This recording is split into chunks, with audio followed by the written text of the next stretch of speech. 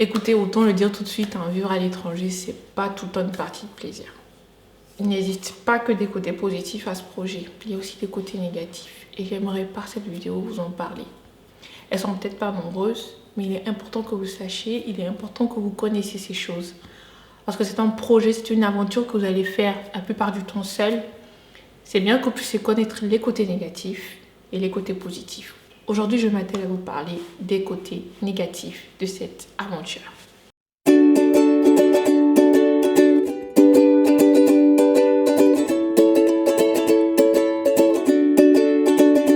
Hello la team, j'étudie en France, j'espère que vous portez bien, encore moi pour une nouvelle vidéo aujourd'hui. J'espère que vous allez bien et comme je vous dis toujours, si ça ne va pas, il y a toujours une solution à votre problème. Avant de commencer la vidéo, je t'invite, si ce n'est pas déjà fait, à t'abonner à la page YouTube J'étudie en France et à ma page Instagram où tous les jours, je vous partage des contenus sur la vie des étudiants étrangers. Comme vous avez pu le constater dans la vidéo, aujourd'hui, je vais vous parler de 5 inconvénients qu'il y a à pouvoir étudier en France ou même à l'étranger. Premier inconvénient que j'ai nommé le choc des cultures. Oui. Apprendre une nouvelle culture, c'est bien, connaître de nouvelles mentalités, c'est bien, c'est important, mais ça peut également être un inconvénient.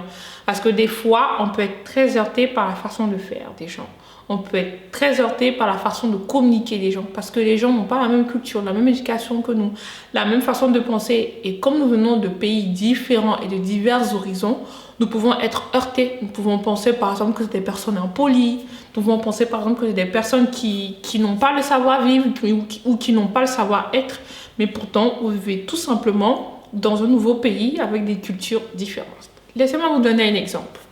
Par exemple, nous, dans nos pays, nous avons l'habitude, je veux dire, de voir nos voisins, de communiquer, de pouvoir rentrer chez eux comme nous voulons pour certains, de pouvoir arriver à discuter, à pouvoir avoir une certaine convivialité très facilement avec nos voisins.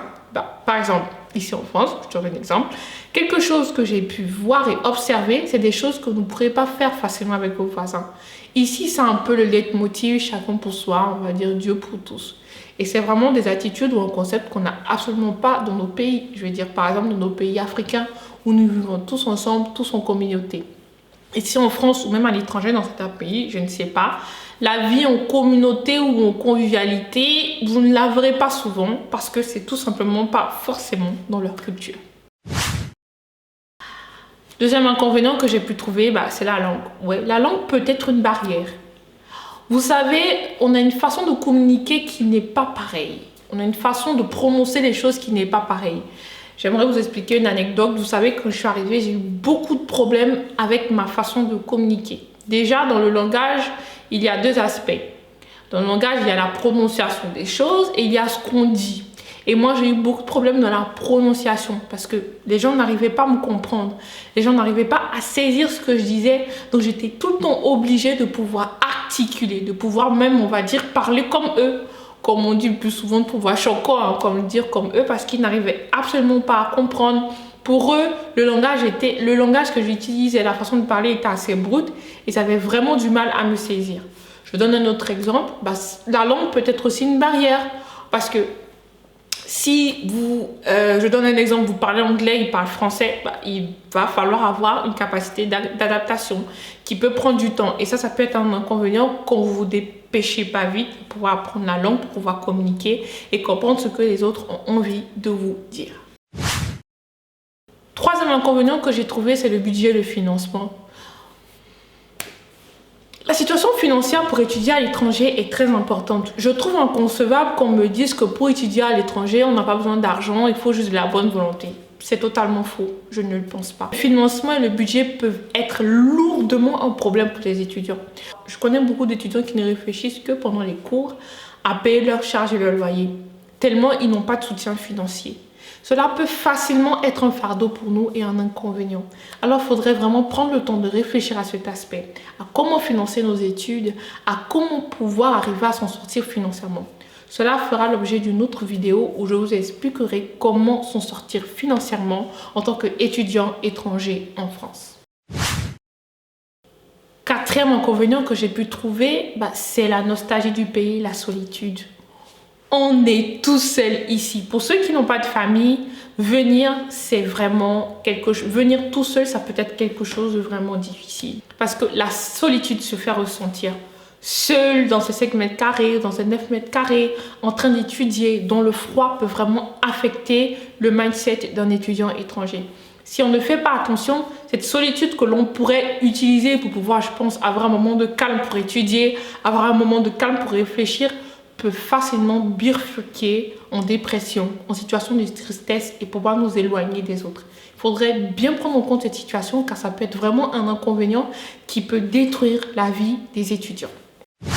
5e et dernier inconvénient que j'ai pu trouver, c'est peut-être la nourriture. La nourriture peut être différente.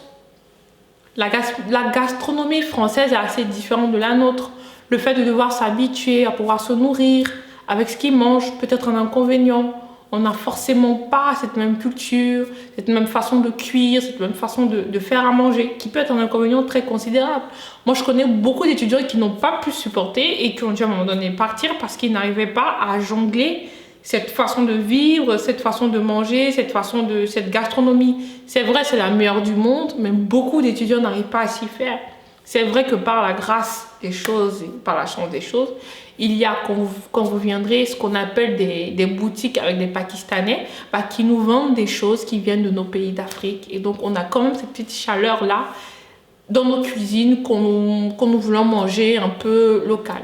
Mais la nourriture peut être un inconvénient à vouloir étudier en France. Pour terminer, encore une fois, je suis bien consciente que ces inconvénients ne sont pas forcément les seuls.